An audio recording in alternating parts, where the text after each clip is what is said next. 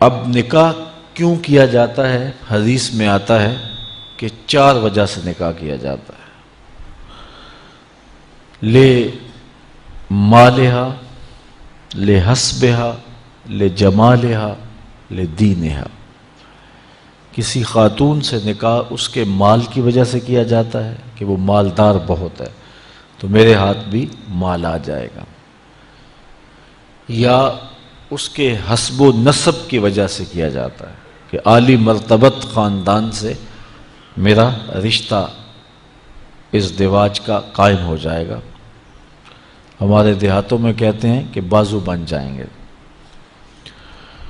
اور تیسری وجہ لجمالہا، عورت کے حسن و جمال کی وجہ سے قلب کا، دل کا میلان اور رجحان ہوتا ہے اور نکاح کیا جاتا ہے۔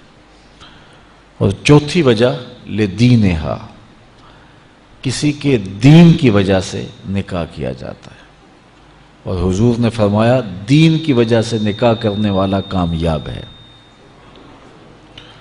یہودی عموماً مال کی وجہ سے نکاح کرتے ہیں، عیسائی حسن و جمال کی وجہ سے نکاح کرتے ہیں، اور مصطفیٰ کے غلام دین کی وجہ سے نکاح کرتے ہیں۔ حضور نے ارشاد فرمایا جب تمہیں کوئی پیغام نکاح بھیجے اور تمہیں اس کا دین اور اس کے اخلاق پسند ہوں تو پھر انکار نہ کرو، نکاح کر دو۔ تو نکاح کا سبب دین ہے، چونکہ جس سے آپ نکاح کر رہے ہیں اس نے صرف آپ کی بیوی ہی نہیں بننا، کل تمہارے بچوں کی ماں بھی بننا ہے۔ ابو الاسود الدؤلی، یہ بہت بڑا عرب کا شاعر ہوا ہے، ایک دن اپنے بچوں سے کہنے لگا کہ میں نے تمہارے اوپر احسان کیا ہے، تمہارے پیدا ہونے سے قبل اور تمہارے پیدا ہونے کے بعد۔ تو بچوں نے کہا کہ ہمارے پیدا ہونے کے بعد آپ نے ہمارے اوپر جو احسانات کیے ہیں وہ تو سمجھ میں آتے ہیں، لیکن ہمارے پیدا ہونے سے پہلے آپ نے ہمارے اوپر کون سے احسانات کیے ہیں؟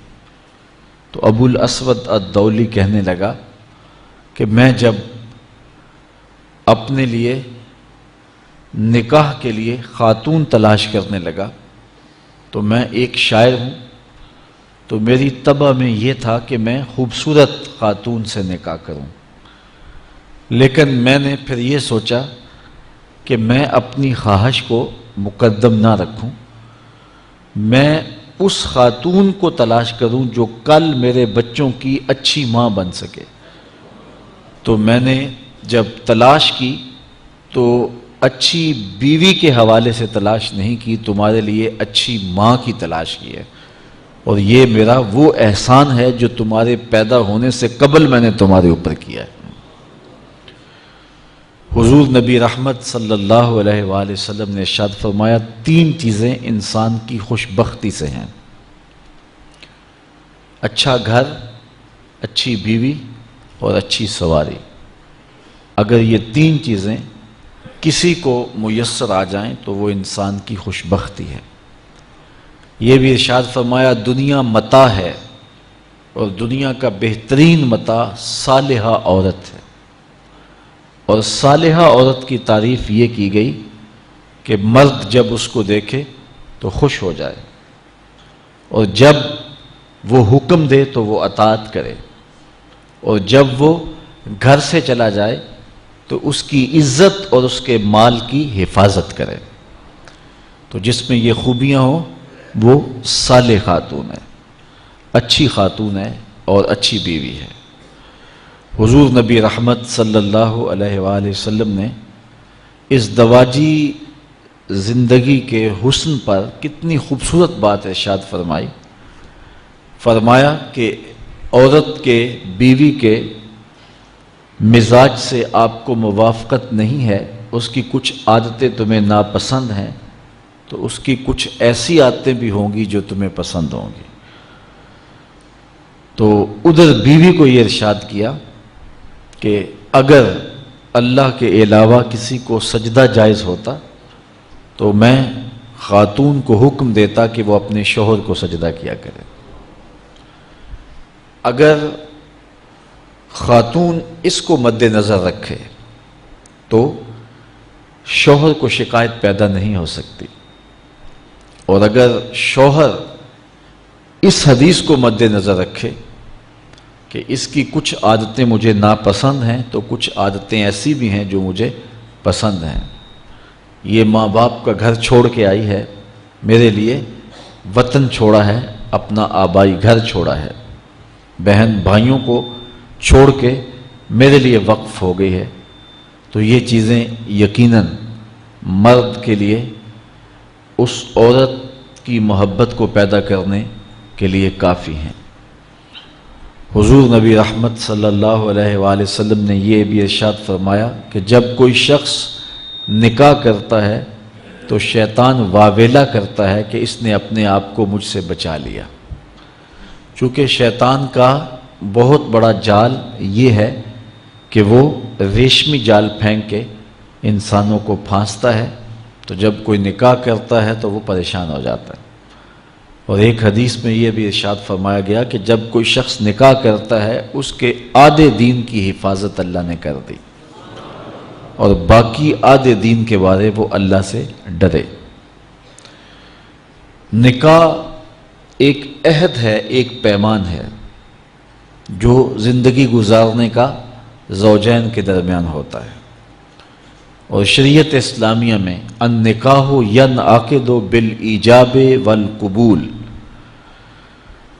لفظاً بحضور الشاہدین بالغین عاقلین حرین مسلمین، دو عاقل بالغ مرد، آزاد مرد، یا ایک مرد اور دو مردوں کی موجودگی میں ایجاب اور قبول کا نام نکاح ہے۔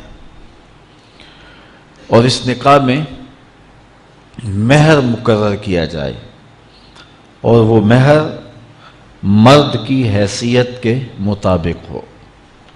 ہم شادی میں لاکھوں روپے خرچ کرتے ہیں، لیکن جب مہر کی باری آتی ہے تو اس وقت ہمیں 32 روپے اور 10 آنے یاد ہوتے ہیں، جبکہ اتنے پیسے تو بچہ بھی نہیں لیتا۔ اور یہ مہر حق بدا ہے، یہ عورت کا حق ہے، تو یہ کشادگی کے ساتھ حق مہر پیش کرنا چاہیے، اور عورت کا حق ہے۔ دو گواہوں کا موجود ہونا، اور پھر نکاح اعلانیہ ہونا چاہیے۔ حضور نے ارشاد فرمایا اعلنوا ھذا النکاح واجعلوہ فی المساجد، کہ نکاح کا اعلان کرو اور اسے مسجدوں میں منعقد کرو۔ نکاح کے اعلان کے جو مقاصد ہیں وہ بچہ بچہ جانتا ہے، تاکہ جب زوجین چلیں گے آئیں گے کہیں بیٹھیں گے تو لوگوں کو پتہ ہوگا کہ ان کا نکاح ہوا ہے، کوئی شک کی نظر سے نہیں دیکھ سکے گا۔ اور دوسرا ارشاد فرمایا اس کو مسجدوں کے اندر منعقد کرو، اور پہلے نکاح مساجد میں ہی ہوا کرتے تھے، لیکن پھر جوں مرور زمانہ کے ساتھ تبدیلیاں آئیں تو ایک تبدیلی یہ بھی آئی کہ نکاح مسجدوں میں نہ ہونے لگے۔ عیسائیوں میں آج بھی جوڑا گرجا گھر میں جاتا ہے، اور پادری کو ان کے پاس نہیں آنا پڑتا، بلکہ وہ وہاں جا کر کے عبادت خانے کے اندر اپنے گرجا گھر کے اندر جا کے نکاح کرواتے ہیں۔ تو آج بھی نکاح کی برکتیں حاصل کرنے کے لیے ہم اس کو مساجد کے اندر منعقد کرنے کا جو شرعی حکم ہے اس کی پابندی کریں تو نکاح کے اندر بہت ساری خیر و برکت پیدا ہوگی۔